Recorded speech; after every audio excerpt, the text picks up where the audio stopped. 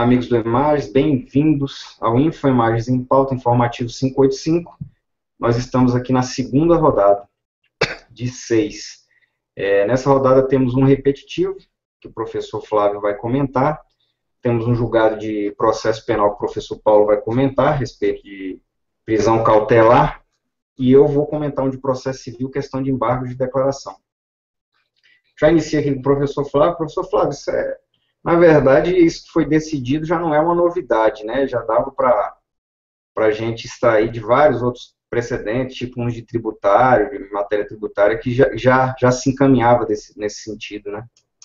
Isso mesmo, Gabriel. A expressão de tributário é lá do Teori Zavascki, na época que ele integrava o STJ, que a sentença que decidia uma demanda de repetição de indébito poderia servir tanto para execução via precatório como para compensação, né? A parte poderia escolher o que fazer.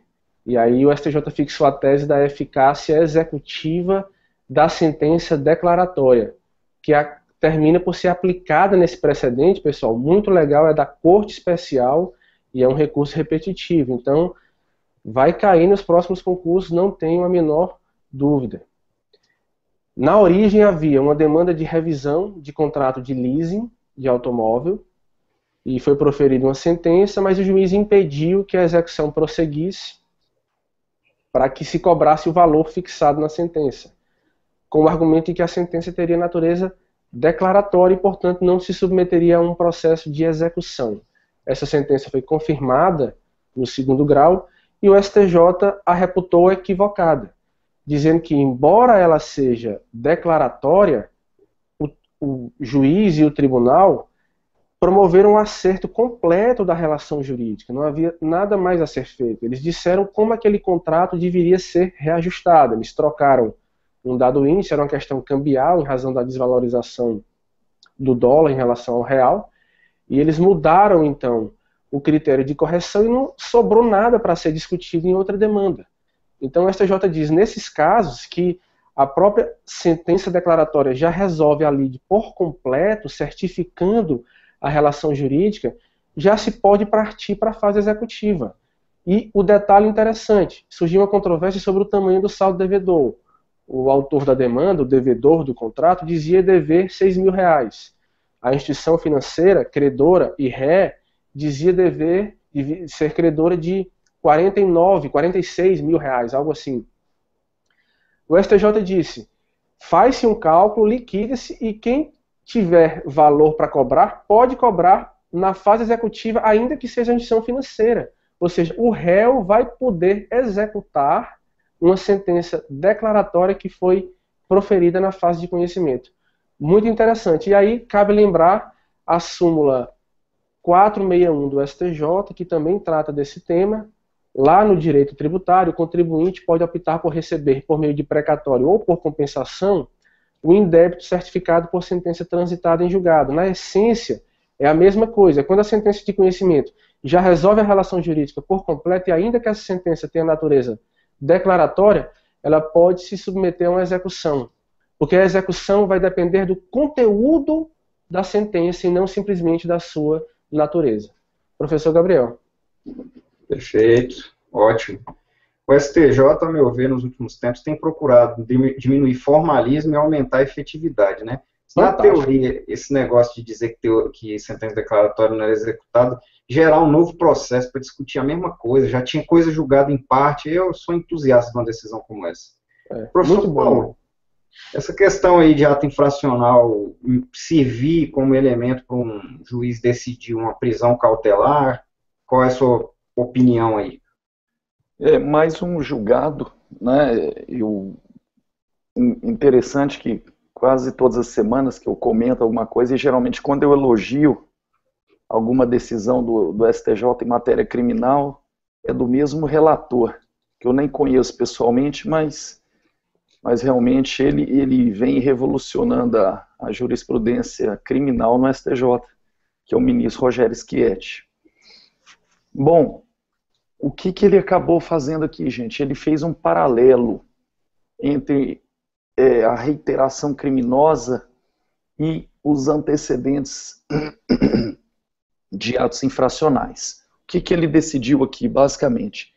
Se os atos infracionais praticados lá, quando aquela pessoa ele era um adolescente, depois que essa pessoa é adulta, ele comete um crime, se a gente pode analisar aqueles atos infracionais e utilizando esses atos infracionais, esses registros de atos infracionais, para ajudar a fundamentar a decretação da preventiva dele, como se quase fosse uma reiteração criminosa. Se é possível ou não a gente utilizar, então, esses registros de atos infracionais, quando ele é adulto, para justificar uma prisão preventiva dele, obviamente, gente, por um crime cometido na fase adulta, tá? Então não é decretar preventiva só por causa de ato infracional praticado lá quando ele era adolescente, não. Ele tinha uma série de registros, ele atinge 18 anos, vai e comete um crime. Eu posso ressuscitar esses atos infracionais? O ministro Schietti falou que sim, mas ele entendeu que nós temos que cumprir alguns requisitos. Primeiro, que não é qualquer ato infracional. Tem que ser um com base em gravidade concreta. Então, ou seja, você tem um registro de roubo do menor, que foi muito violento, um latrocínio, aquelas circunstâncias do caso realmente têm uma gravidade concreta. Você não pode falar, ah não, ele tem registro como ato infracional. Aí você vai ver, é aquele crime ambiental de pichação de muro. Tem aquela gravidade em concreto, vocês entenderam? Então, primeiro requisito, gravidade em concreto. Segundo requisito, não pode ter uma distância temporal muito grande entre o ato infracional e a decretação da preventiva. Vocês imaginam alguém que hoje tem 50 anos de idade, aí o pessoal fala, não, ele já cumpriu medida lá na FEBEM nos anos 70. Claro que não, né, gente? Tem uma distância temporal enorme entre a data da decretação da preventiva e o ato infracional. E o terceiro requisito é a comprovação cabal desse ato infracional. Aquele processo não pode ter deixado dúvidas. Então, quais são os três? Vamos repetir? Gravidade em concreto do ato infracional. A distância entre o ato infracional e a decretação da preventiva não pode ser muito grande. E uma comprovação cabal do ato infracional. Gente, por que é importante você ter conhecimento do passado de qualquer pessoa para ver a questão da decretação da preventiva? A decretação da preventiva é feita com base em juízo de probabilidade. E vocês sabem que isso no campo da matemática, das ciências ou das humanas, a reiteração de um comportamento, ela tende a se repetir. Então, ou seja, se você vê uma série de registros de alguém desde a adolescência e na fase adulta ele incide no mesmo tipo, você entende o quê? Que ele vai continuar praticando crimes daquele. Então você faz um juízo de digressão para o passado, olha os registros criminais passados, e faz um juízo de prospecção para o futuro, a partir do comportamento dessa pessoa no passado. Entenderam? Então o STJ fez aqui quase que um paralelo entre aquela reiteração criminosa que justificava a preventiva e esses antecedentes de atos infracionais, tá ok? E acabou por admitir, julgado importantíssimo, porque é da terceira sessão, gente, a reunião das duas turmas criminais. É isso, Gabriel e Flávio. Perfeito, excelente explicação. Periculosidade o sujeito pode demonstrar na idade de adolescente, né? Então acho que realmente foi um julgado bem interessante. Bom, eu trago aqui um outro também que a respeito de embargo de declaração na nova sistemática do novo CPC. A gente sabe que o artigo 489, parágrafo 1º do novo CPC trouxe uma série de condicionantes para o juiz, para que a sentença dele seja devidamente fundamentada. E, claro, a gente sabe que o legislador quis evitar aquelas sentenças padronizadas, aquelas que não analisam o caso concreto, enfim.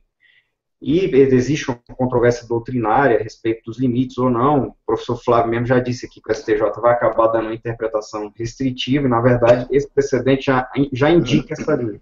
O que aconteceu aqui?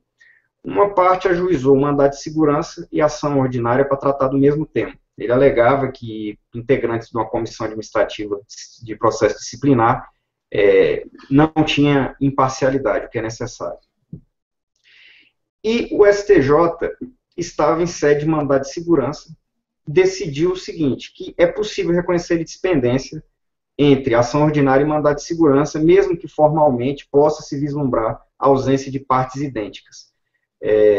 A ministra relatora, a desembargadora convocada, Diva Malherbe, do TRF da Terceira Região, ela entendeu que o que vale é a pretensão. Se o objetivo final dos dois processos são iguais, não tem sentido não reconhecer a litispendência. Citou até precedentes. E assim, extinguiu o mandado de segurança para que a ação ordinária tramitasse. A parte embarga de declaração, alegando 2 pontos. Alegou que o mandado de segurança, estranhamente, mas basicamente é isso, está melhor instruído do que estava a ação ordinária, e alega que ela não se manifestou sobre a necessária tríplice identidade, que é pedido, causa de pedir e partes, para que se configure litispendência. O que a desembargadora convocada ela falou? Olha, o artigo 489, parágrafo 1º, inciso 4º, ele só reforça o que o STJ falava no passado, de que o juiz só é obrigado a se manifestar sobre questões que possam alterar, infirmar a decisão proferida. Nesse caso, nós temos 2 argumentos. Um é irrelevante, porque o fato de estar mais ou melhor, pior instruído por algum documento, não afasta a identidade do que se quer ao fim. E o segundo ponto é o seguinte, no julgado, antes dos embargos de declaração, já estava claro o enfrentamento de que a litispendência, especialmente em ação de mandado de segurança, que tem aquela discussão qual é a posição da autoridade coatora, se é substituto processual ou não, enfim, já me manifestei, o STJ já se pronunciou no sentido de que isso, em algumas situações, pode ser relativizado se no todo a pretensão for idêntica entre 2 demandas. Então, eu já me manifestei, o STJ e o meu voto já falou sobre o tema, então não há omissão, e rejeitou os embargos. A meu ver, a posição é muito correta, de fato, eu acho que continua válido aquele entendimento que o juiz não é obrigado a se manifestar sobre todos os pontos. A gente trabalha com petições iniciais enormes, vários assuntos não interferem em nada, no final das contas, com o cerne do problema, e isso iria até de encontro à celeridade razoável, duração do processo e eficiência, de tal maneira que o juiz ele é obrigado a se manifestar realmente sobre coisas que possam influir no julgamento e alterá-lo. Então, o STJ, ao meu ver, dá já um primeiro precedente aí importantíssimo para a gente ter um norte nesse artigo 489 do novo Código de Processo Penal. Professores? Esse entendimento já tem recebido inúmeras críticas nas redes sociais, mas ele era previsível. Quem conhece a realidade do judiciário brasileiro sabe que seria assim. Nós não trabalhamos com um processo civil suíço, com aqueles argumentos bonitinhos que o juiz tem tempo para analisar. Não é assim. Aqui a realidade das coisas é diferente. Perfeito. Você pega, com todo respeito aí, você pega a petição inicial aí que está tratando de um tema focado, vem lá o advogado e me trata de assunto que realmente não influi em nada. Se a gente fosse obrigado a rebater um a um esses argumentos, tudo bem, eu faço. Mas que a corregedoria não me cobre produtividade, coisa parecida, porque eu vou ficar ali uma semana fazendo uma sentença muitas vezes. Com todo respeito, isso é a realidade. Então, professores, fechando essa segunda rodada, fiquem conosco já, entraremos na terceira logo adiante.